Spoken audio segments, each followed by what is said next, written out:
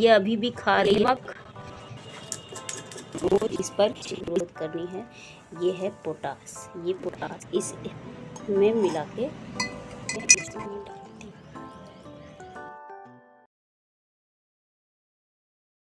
Hello दोस्तों, live with nature में आपका स्वागत है। गाइस, आज मैं दिखा रही हूँ अपना ये समी का पौधा। ये बिल्कुल भी पहचान में नहीं आ रहा है कि ये कौन सा प्लांट है, लेकिन ये समी का पौधा है। बिल्कुल सूख गया है ऊपर से अभी, लेकिन हरा है अंदर से मॉइस्चर इसमें बना हुआ है। तो ये मेरी थोड़ी सी लापरवाही की वजह से इसकी ये हालत हो गई। मैंने थोड़ा सा इसको इग्नोर कर दिया। ये एक कॉर्नर में रखा रहा और इसको तेज़ धूप भी लग रही थी। पता नहीं इसको क्या प्रॉब्लम हुई कि इसकी धीरे धीरे से पत्तियां जो है काली पड़ने लगी और सारी झड़ने लगी। नई ग्रोथ तो बिल्कुल ही इसमें नहीं हो रही थी, एक भी पत्ती नहीं आ रही थी। और तो मैं सोच रही हूँ कि इसकी मैं करती हूँ रिपोर्टिंग, इसको दूसरे पॉट में शिफ्ट करती हूँ। शायद हो सकता है कि इसकी रूट बाउंड हो गई हो। बहुत दिनों से लगा है, काफ़ी साल हो गए हैं, 2 या 3 साल के करीब हो गए हैं इस बकेट में लगे हुए। तो इसकी जो होता है मेन प्रॉब्लम होती है, इसकी रूट बहुत जल्द बढ़ती है, क्योंकि ये ज़मीन में लगने वाला पौधा होता है तो इसकी रूट बाउंड बहुत जल्द हो जाती है। और इसकी एक प्रॉब्लम और हो रही है कि इसकी ये ऊपर की छाल जो है टहनी की, ये अपने आप ही चटक के हट रही है। देखिए, बिल्कुल हल्के हाथों से मैं इसको हटा रही हूँ और ये हटी जा रही है। तो ये 2-3 प्रॉब्लम इसके साथ एकदम से ही शुरू हो गई। मुझे समझ में ही नहीं आ रहा कि इस पौधे के साथ क्या हो गया। बहुत अच्छा था, हेल्दी था। तो देखती हूँ मैं इसको इसमें से निकाल कर, इसकी रूट बाउंड हुई है या कुछ और प्रॉब्लम है। ये देखिए, ऊपर तक इसकी जड़ें आ रही हैं, तो इसका मतलब है कि इसमें जो है जड़ों का बहुत अच्छे से घेराव बन गया है, ग्रोथ हो गई है। तो इसको मैं इस बकेट से निकालती हूँ, फिर दिखाती हूँ। तो फाइनली मैंने उस बकेट से बहुत ही मुश्किल से निकाल लिया है इसको। देखिए कितनी ज़्यादा इसमें जड़ें बढ़ चुकी हैं, नीचे पूरा एक घेरा बन चुका है। कितना ठोस और पूरा बड़ी बड़ी जड़ें हो गई हैं। इसी की वजह से इसमें पानी नहीं अच्छे से मिट्टी तक पहुंच पा रहा था। तो हो सकता है कि पेड़ के सूखने की वजह सबसे ज़्यादा यही रही होगी। और लेकिन दोस्तों, मुझे बहुत ही ज़्यादा शौक लगा है ये देखकर। अभी मैंने जब इसको निकाला और इसकी छाल को हटाया, तो यहाँ पर लग चुका है इसमें दीमक। मुझे पता ही नहीं था कि ऐसे हरे भरे पौधे में भी दीमक लग सकता है। कभी भी मेरे साथ मेरे किसी भी प्लांट में ये प्रॉब्लम नहीं आई। ये देखिए गाइस, ये है दीमक। ये अंदर से इसको खा रहा है। मैं सोच रही थी इसमें शायद फंगस लग गई है, जिसकी वजह से इसकी ऊपर की लेयर जो जो होती है रूट उसके ऊपर, वो हट रही है। लेकिन जब मैंने उसको धीरे से साफ़ किया, छाल को उसकी हटाया, तो मुझे ये दीमक इसमें दिख रही है। मैं तो बहुत ज़्यादा शॉक्ड हो गई हूँ ये देखकर कि हरे भरे पेड़ में दीमक लग सकती है। और काफ़ी अंदर तक इसने अपना घर बना लिया है। बहुत सारे छोटे छोटे से बच्चे इसके हैं यहाँ पर, जो पूरा पेड़ को ख़राब कर रहे हैं। लेकिन ये मेरा पौधा समी का कम से कम 4-5 साल पुराना था, इसीलिए इतना उसने झेल लिया। अगर छोटा पौधा होता तो अभी तक ये ख़राब हो चुका होता। और गाइस, ये बहुत ही जल्द इसने पूरे पौधे पर अटैक किया है।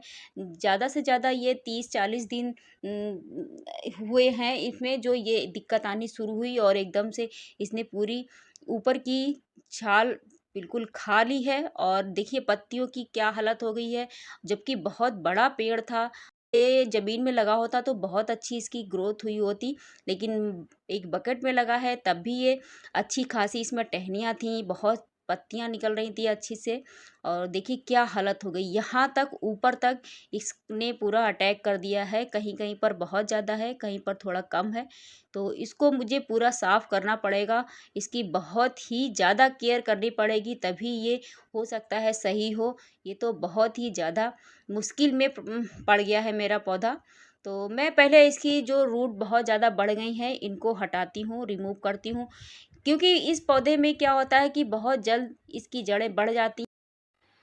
हर 2-3 साल के बाद इसको गमले से निकाल कर इसकी जड़ों को ट्रिम करके दोबारा लगाना पड़ता है। तो मैं इसको जड़ों को काट कर अच्छे से साफ करके दूसरे पॉट में लगाती हूँ, फिर आपको दिखाती हूँ इसका अपडेट। गाइस, ये है पोटास। पोटेशियम के दाने हैं ये हर एक जो पौधे और बीज वाली जो दुकान होती है उस पर मिल जाते हैं। ये मैं भी इसका स्टॉक रखती थी, लेकिन मैं मंथली में थोड़ा थोड़ा सा ही हर पौधे पर देती थी। फूल वाले पौधों के लिए ये बहुत ही ज़्यादा ज़रूरी रहते हैं। तो ये पौधे की रोग प्रतिरोधक क्षमता को बढ़ाते हैं और उसकी अच्छी ग्रोथ के लिए बहुत ज़्यादा ज़रूरी हो जाते हैं। तो जब ये मेरा पौधा समी का बहुत ज़्यादा ख़राब हो गया तो मुझे लगा कि इसमें कहीं ना कहीं बहुत ही ज़्यादा रोग प्रतिरोधक क्षमता की कमी है और इसकी अच्छी ग्रोथ के लिए मैंने इसको इसमें डालना शुरू किया। पहले मैं मंथली बेसिस पे थोड़ा थोड़ा हर पौधे में देती थी, लेकिन इसमें मैंने अलग फॉर्म में दिया, लिक्विड फॉर्म में मैंने इसको दिया। हर 10 दिन में 1 चम्मच घोलकर डाली और दोस्तों इतना अमेजिंग इसका रिजल्ट आया है। आज हो गए हैं करीब 40-45 दिन हो गए हैं इस गमले में लगाए हुए और मैंने कोई भी ज़्यादा फर्टिलाइज़र इसको लगाने में भी नहीं यूज़ किया था। मिट्टी और थोड़ा सा वर्मी कंपोस्ट पड़ा था, उसी को मिलाकर मैंने लगा दिया था, क्योंकि पौधे की बहुत ज़्यादा हालत ख़राब हो गई थी तो मैं नए एक्सपेरिमेंट उस पर नहीं करना चाहती थी। बस अच्छे से उसकी सफाई की और उसकी कटिंग बिल्कुल कर दी थी, उसकी सारी पत्तियां रिमूव कर दी थी, बड़ी बड़ी जो टहनियाँ थी उनको भी कट कर दिया था, सब छोटी छोटी सी टहनियाँ कर दी थी। लेकिन मैंने उसकी लंबाई को नहीं कम किया, क्योंकि पौधे को थोड़ा सा बड़ा रखना चाहती थी जिससे बहुत अच्छा हेल्दी बन के तैयार हो जाए जब उसमें ग्रोथ हो। और वही हुआ। ये पोटास जब से मैंने इसमें डालना शुरू किया है, मैंने अभी तक 3 बार डाला है इसको 10-10 दिन के अंतराल में। तो मैं खुद शॉक्ड हूँ कि खुद इतना अचंभित हूँ कि इसकी इतनी जल्दी इतनी अच्छी सी ग्रोथ हो गई है। नई नई पत्तियाँ एकदम से आनी शुरू हो गई और बड़े बड़े साइज की भी आई हैं और शाइनिंग भी है पत्तियों में। तो बहुत ही अमेजिंग है ये फर्टिलाइज़र। आप इसको लिक्विड बेस में अगर यूज़ करेंगे तो इसका असर बहुत जल्द देखने को मिलता है। मैं बहुत डर डर के पहले इसको डाल रही थी कि कहीं पौधा ख़राब ना हो जाए, फिर मैंने सोचा कि चलो आधा तो ख़राब हो ही चुका है, अगर अच्छा हुआ तो अच्छा है, नहीं हुआ तो नहीं। लेकिन इसका रिजल्ट देखकर मुझे बहुत ज़्यादा खुशी हुई और आप लोगों के सामने है कि देखिए पौधा कैसा हो गया था। उसकी जो स्टेम थी, मेन स्टेम थी उसकी, वो बिल्कुल ख़राब हो चुकी थी। उसके बावजूद कितनी अच्छे से सर्वाइव किया है पौधे ने और कितनी अच्छी इसकी ग्रोथ हुई है।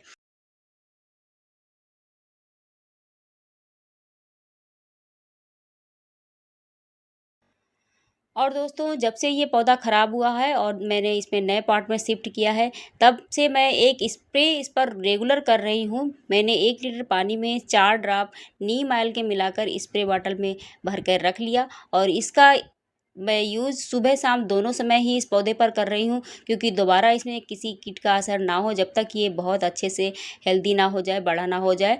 और इसकी जो ऊपर की छाल हट गई है, ख़राब हो गई है, उसको भी डेवलप होने में इससे हेल्प मिलेगी।